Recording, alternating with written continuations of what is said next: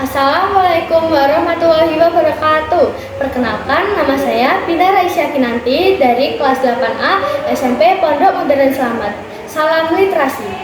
Di sini saya akan menyampaikan resensi buku dari novel berjudul Kamar Nomor 7, karya Hazahra. Judul resensi saya adalah Teror di Kamar Nomor 7 yang menguji persahabatan. Apa yang kalian lakukan jika dihadapi teror terus-menerus? Dalam 2 tahun terakhir, pada setiap tahun ajaran baru, Yayasan Mitra Boarding School harus menerima traktir pahit karena kehilangan nyawa muridnya. Asrama yang seharusnya dijadikan sebagai tempat untuk menumbuhkan persahabatan yang erat dan manis, menjadi tempat yang penuh teka-teki dan misterius, terutama kamar nomor 7. Ada apa ya dengan kamar nomor 7 ini? Ada 2 murid yang meninggal setiap tahunnya. Adalah murid yang tinggal di kamar nomor 7. Belum lagi teror yang dialami oleh mereka di asrama tersebut membawa hawa horor semakin membuat tegang. Kebetulan atau kesengajaan menjadi tanda tanya besar dalam novel yang ditulis oleh Hazahra. Novel yang diberi berjudul Kamar Nomor 7 ini sudah tidak asing lagi bagi para penikmat cerita, misteri, dan thriller. Kisah yang sangat menguji kewaspadaan para pembaca karena di dalamnya banyak kejadian-kejadian yang janggal dan misterius yang membuat para pembaca semakin penasaran. Cerita ini berasal dari yayasan swasta favorit yang memiliki asrama atau yang dikenal dengan Mitra Boarding School. Di dalamnya beredar rumor dari tahun ke tahun. Rumor inilah yang membuat para penghuni asrama Mitra Boarding School tersebut menghindari salah satu kamar, tepatnya kamar nomor 7. Di kamar nomor 7 itu adalah kamar ditemukannya 2 murid meninggal dunia dalam 2 tahun terakhir. Misteri yang belum terpecahkan sampai tahun ajaran berikutnya.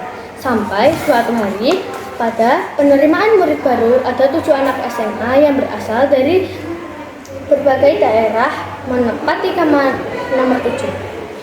Mereka tidak tahu tentang rumor itu. Mereka tidak tahu jika ada 2 nyawa yang pernah menghuni lalu menghilang dari kamar itu. Selama tinggal di kamar nomor 7 itu, banyak kejadian-kejadian aneh yang menimpa mereka. Tak berhenti di situ, teror dan kejanggalan-kejanggalan kerap terjadi terhadap mereka, hingga membuat mereka akhirnya memutuskan untuk kabur dari asrama tanpa izin pengurus. Namun, siapa sangka di dalam perjalanan pulang ke rumah masing-masing, ternyata teror masih berlanjut. Teror tidak berhenti hanya dengan kabur dari asrama. Di tengah perjuangan yang menegangkan itu, ada hubungan persahabatan yang tidak bisa dianggap remeh. Persahabatan yang tidak pernah goyah, saling membantu, saling menyemangati satu sama lain. Cerita ini penuh dengan ketegangan dan kejutan yang tak terduga. Cerita yang menegangkan ini dapat membuat suasana hati para pembaca menjadi gemas dengan alur cerita. Novel ini dapat membuat para pembaca sedikit berpikir lebih keras karena banyaknya misteri-misteri yang harus dipecahkan. Namun, pembaca akan terpuaskan dengan kejutan dalam akhir cerita.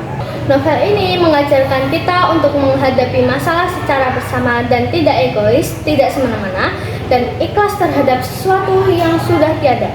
Kisah ini cocok dibaca para remaja di usia remaja, karena selain menceritakan tentang kehidupan di sekolah dan asrama, kisah ini juga menjelaskan bahwa persahabatan yang tulus itu masih bisa diusahakan.